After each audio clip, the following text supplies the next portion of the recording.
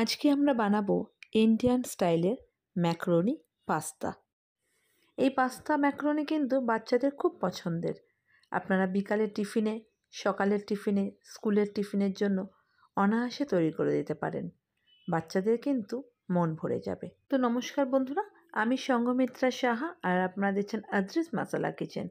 আজকে আমি আপনাদের সামনে রান্না করে দেখাবো ম্যাকারনি পাস্তা, যেটা কিনা ইন্ডিয়ান স্টাইলে করব। আর রান্নাটা কিন্তু আজকে করবো আমরা দুধ দিয়ে। তো চলুন শুরু করছি। এর জন্য আমরা নিয়েছি বিভিন্ন রঙের বেল পেপার কিংবা ক্যাপসিকামও বলতে পারেন। তো আমরা এখানে রেড আর ইয়েলো কালারের বেল পেপার নিয়েছি। আমরা আজকে কিন্তু সবুজ ক্যাপসিকাম সেটা কিন্তু আমরা আজকে ইউজ করছি না। আপনারা চাইলে এর মধ্যে দিতেও পারেন, তবে আমি আজকে ইউজ করিনি। আমরা এখানে পেঁয়াজ কেটে নিয়েছি, যেরকম চিলি চিকেনে পেঁয়াজ কাটি ঠিক ওইভাবে, আর ডুমো ডুমো করেই কেটে নিয়েছি। যেরকমভাবে পেঁয়াজ কেটেছি ঠিক সেইভাবে আমরা রেড আর ইয়েলো বেল পেপার ঠিক একইভাবে যেরকম পেঁয়াজ কেটেছি ওইভাবে আমরা ডুমো ডুমো করে কেটে নিয়েছি। আর নেব এখানে চিকেন। তো আমি এখানে বোনলেস চিকেন নিয়েছি। আমি বাড়িতেই চিকেনগুলোকে ছোটো ছোটো ছোটো করে পিস করে নিয়েছি, হাড় ছাড়া। তো চলুন শুরু করছি আজকে। এবারে আমরা একটা পাত্র নিয়েছি, বড় কড়াই। তাতে আমরা 2 কাপ দিচ্ছি দুধ। আপনারা প্যাকেজিং দুধ কিংবা গরুর দুধ যেটাই ইউজ করতে পারেন। তো আমি এখানে 2 কাপ মতন দিলাম দুধ, আর দেব 1 কাপ প্লেন জল। এটাকে দিয়ে আমরা খুব ভালো করে দুধটাকে ফুটিয়ে নেব। আগে দুধটা যখন খুব ভালো করে ফুটতে শুরু করবে, তারপরে আমরা এর মধ্যে দিয়ে দেবো, দেখুন, ম্যাকারনি আর পাস্তাটাকে দিয়ে দিলাম। আমি কিন্তু একবার জাস্ট জলে একটু ধুয়ে নিয়েছিলাম। এইবারে আমরা এটাকে ভালো করে নেড়ে নিচ্ছি। তবে এই দুধে যখন এই ম্যাকারনি আর পাস্তা সেদ্ধ করবেন, অবশ্যই কিন্তু বারবার করে নাড়াবেন, নইলে কিন্তু কড়াইয়ের নিচে এটা লেগে যেতে পারে। যেহেতু আমরা দুধ দিয়েছি সেই জন্য। এবারে আমরা দিচ্ছি এর মধ্যে 1 চা চামচ নুন দিলাম। দিয়ে এটাকে খুব ভালো করে নেড়ে চেড়ে এটাকে আমরা সেদ্ধ হতে দেবো। তো দেখুন ভালো করে এটা ফুটে উঠছে। আমরা কিন্তু আবারও একটু নেড়ে নিলাম। এটা কিন্তু অবশ্যই আপনাদের খেয়াল রাখতে হবে, যেহেতু দুধ আছে, নইলে নিচটা কিন্তু লেগে যেতে পারে। আবারও বলছি, এইবারে আমরা এটাকে ঢেকে রাখবো। গ্যাসের আঁচ কিন্তু বন্ধ করব না, ঢেকে দিয়ে এটাকে সেদ্ধ হতে দেবো 5 মিনিটের জন্য। আর যখন ঢেকে রাখবেন তখন কিন্তু ঢাকনাটা পুরোটা বন্ধ করে দেবেন না, একটু হালকা খুলে রাখবেন, নইলে কিন্তু যেহেতু দুধ, এটা কিন্তু উতুল এসে পড়ে যাবে। তো আমরা কিন্তু দেখুন ভালো করে এটা ফুটছে। এইবারে একটা ঢাকনা দিয়ে এটাকে ঢেকে 5 মিনিটের জন্য আমরা এটাকে রেখে দেবো, গ্যাসের আঁচটাকে কমিয়ে। তো দেখুন আমি কিন্তু ঢাকনাটাকে একটু ফাঁকা রেখেছি। এইভাবে 5 মিনিট রেখে দেবো। তো 5 মিনিট হয়ে গেছে। দেখুন দুধটা কিন্তু একদম টেনে গেছে, প্রায় বলতে গেলে হালকা হালকা আছে। আর এটাতে কিন্তু আপনারা যদি পাস্তা ম্যাকারনি সেদ্ধ করেন, তার কিন্তু টেস্টই আলাদা হবে।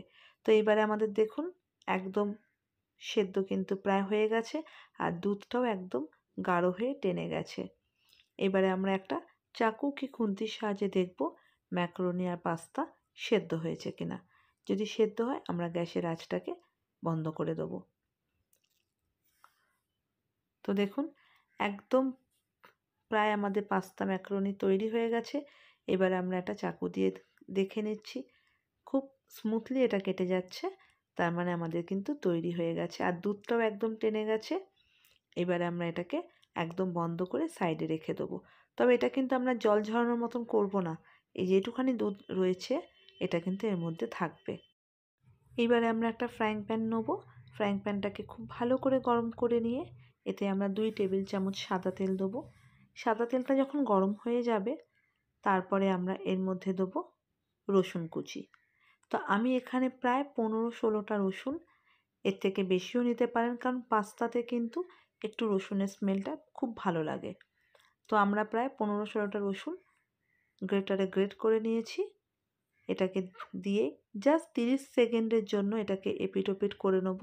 খুব বেশি কিন্তু ভাজবেন না, আর যদি মনে হয় তেলটা খুব বেশি গরম হয়েছে গ্যাসের আঁচ একদম বন্ধ করে দেবেন। জাস্ট দেখুন আমি কিন্তু একদম লালচে করিনি।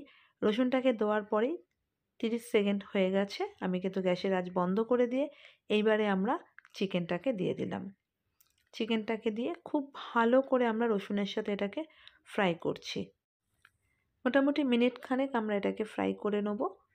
আমরা কিন্তু গ্যাসটাকে জ্বালিয়ে দিয়েছি, দিয়ে গ্যাসের আঁচটাকে একদম কমিয়ে দিয়ে এটাকে করছি। এইবারে আমরা এর মধ্যে দেবো নুন, খুব সামান্য নুন দিলাম। চিকেনটাকে নুনের সাথে ভালো করে মিশিয়ে নেব, কারণ নুনটা দেওয়াতে কী হবে না, চিকেনের থেকে যে জলটা বেরোবে আর তাতেই কিন্তু চিকেনটা সেদ্ধ হয়ে যাবে। আর এটা যেহেতু খুব ছোট ছোট পিস করে কাটা, ফলে সেদ্ধ হতে কিন্তু একদমই সময় লাগবে না এই চিকেনটা। এইবারে আমরা এর মধ্যে দিয়ে দেবো গোলমরিচের গুঁড়ো। আমরা কিন্তু এখানে কোনো কাঁচা লঙ্কা, শুকনো লঙ্কা ইউজ করছি না। আমি এখানে টোটালি এই রান্নাটা করব গোলমরিচে। তো আমি এখানে প্রায় ছোট চা চামচের 1 চামচের মতন গোলমরিচের গুঁড়ো দিয়ে দিলাম। এইবার এটাকে আবারও ভালো করে নেড়ে চেড়ে নেব, যাতে রসুন, নুন, গোলমরিচের গুঁড়ো আর মাংসটা ভালোভাবে মিশে যায়। আবারও মোটামুটি 30 সেকেন্ডের মতন এটাকে নেড়ে চেড়ে এটাকে ঢেকে দিয়ে রাখবো 5 থেকে 7 মিনিটের জন্য। তাতেই কিন্তু চিকেনটা আমাদের একদম সেদ্ধ হয়ে যাবে। তো আমরা এটাকে ঢেকে রাখলাম 5 মিনিটের জন্য। 5 মিনিট হয়ে গেছে, তো আমরা ঢাকনাটা খুলে দিলাম। দেখুন কতটা জল বেরিয়েছে। এইবারে কিন্তু আমরা এই জলটাকে একটু টানিয়ে নেব, খুব বেশি টানাবো না, হালকা এটাকে টানিয়ে নেব। চিকেন কিন্তু একদম আমাদের সেদ্ধ হয়ে গেছে। এইবারে আমরা এর মধ্যে কেটে রাখা পেঁয়াজ আর বেল পেপারগুলোকে দিয়ে দেবো। সব কিন্তু আমরা একসাথেই দেবো, পেঁয়াজ, বেল পেপার সব কিছুই আমরা একসাথে এর মধ্যে দেবো। তো আমরা প্রথমে রেড বেল পেপার, তারপরে ইয়েলো, তারপরে পেঁয়াজটা দিলাম। দিয়ে এইবারে আমরা একটু ভালো করে এটাকে নেড়ে চেড়ে নেবো, যাতে চিকেনের সাথে গোলমরিচের সাথে সবগুলো ভালো করে মিশে যায়।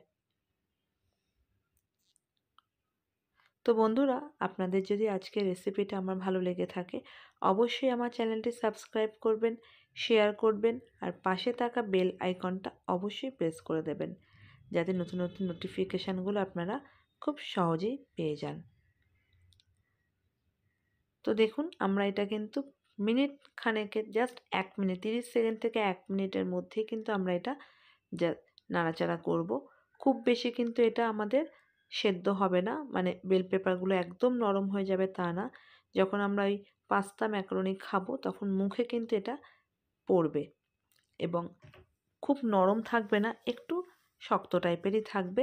এইবারে আমরা এটাকে ঢেকে রেখে দিলাম আবারও 1 মিনিটের জন্য। এই 1 মিনিট ঢাকা থাকলে কি হবে, বেল পেপারগুলো একটু নরম হবে। আবারও বলছি, খুব বেশি কিন্তু টাইম ধরে এটাকে রান্নাও করবেন না, ঢেকেও রাখবেন না, কারণ এই বেল পেপারগুলো যাতে প্রায় 70% কাঁচা থাকবে, 30% এটা নরম হবে। তো সেইভাবেই কিন্তু আপনারা করবেন। এবারে আমরা এর মধ্যে দিয়ে দেবো বাটার। তো আমি একটা আমুলের যে ছোট বাটারগুলো পাওয়া যায় সেটা নিয়েছি, তার অর্ধেক দিয়ে দিচ্ছি। আপনারা চাইলে মোটামুটি 1 চামচের মতন বাটার, যদি মেল্টেড হয় তাহলে কিন্তু 2 চামচ দিতে হবে। এইবারে বাটারের সাথে এই সবজিগুলোকে, চিকেনটাকে একটু নেড়ে চেড়ে নিচ্ছি। খুব অল্প সময়ের জন্য এটাকে নাড়বো, বাটারটা যতক্ষণ না গলে যাচ্ছে। যেহেতু আমি গ্যাসের আঁচটাকে একদম কমিয়ে দিয়েছি তাই বাটারটা কিন্তু মেল্ট হতে সময় নিচ্ছে। আর যদি বাড়িয়ে দেন তাহলে কি হবে না, ক্যাপসিকামগুলো মানে বেল পেপারগুলো কিন্তু খুব তাড়াতাড়ি লালচে আর নরমও হয়ে যাবে। তো বাটারটা দেওয়ার পর যেই মেল্ট হয়ে যাবে, এইবারে আমরা আগে থেকে সেদ্ধ করে রাখা ম্যাকারোনি আর পাস্তাগুলোকে দিয়ে দিলাম। দেখুন একদম কিন্তু দুধটা যে দিয়েছিলাম একদম কিন্তু টেনে গেছে, এটাই কিন্তু খেতে টেস্ট লাগবে। এবারে পাস্তাটাকে দিয়ে এই সবজির সাথে খুব ভালো করে আমরা মিশিয়ে নেব। তখন কিন্তু গ্যাসের আঁচটাকে মিডিয়াম রাখবেন, হাই করবেন না, একদম লোতেও রাখবেন না। খুব ভালো করে মিশিয়ে নিচ্ছি। মেশানো হয়ে গেলে তখন আমরা গ্যাসের আঁচটাকে একটু বাড়িয়েও দিতে পারি। তো আমাদের কিন্তু সবজির সাথে খুব ভালোভাবে এটাকে মিশিয়ে নিয়েছি। মোটামুটি 2 থেকে 3 মিনিটের জন্য এটাকে আমরা রান্না করব। এইবারে আমরা এর মধ্যে দিয়ে দিচ্ছি আরও 1 চা চামচ গোলমরিচের গুঁড়ো আর দিয়ে দিচ্ছি মেয়োনিজ। আমরা এখানে ভেজ মেয়োনিজ নিয়েছি। আপনাদের বাড়িতে যার যেরকম মেয়োনিজ আছে তারা সেরকমই দিতে পারেন। তো মেয়োনিজের পরিমাণটা কিন্তু আমি এখানে একটু বেশিই দেবো।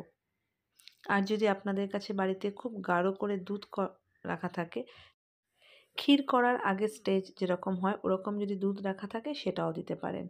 তো আমি এখানে প্রায় 2 টেবিল চামচ, বেশ খানিকটা উঁচু উঁচু টাইপের 2 টেবিল চামচ আমরা এখানে মেয়োনিজ দিলাম। মেয়োনিজটাকে দিয়েও আমরা এটাকে খুব ভালো করে মিশিয়ে নেব, যাতে পাস্তা ম্যাকারোনির গায়ে পুরো মেয়োনিজটা লেগে যায়। এটা কিন্তু রান্না করতে একদমই বেশিক্ষণ সময় লাগে না, খেতে কিন্তু দুর্দান্ত অসাধারণ হয়। আপনারা একবার করলেই বুঝতে পারবেন। আর বাড়িতে আপনারা যদি এটা ট্রাই করেন অবশ্যই কিন্তু আমাকে কমেন্টস লিখে জানাবেন কার কীরকম লাগলো। তো আমরা কিন্তু এটাকে ভালো করে মিশিয়ে নিচ্ছি।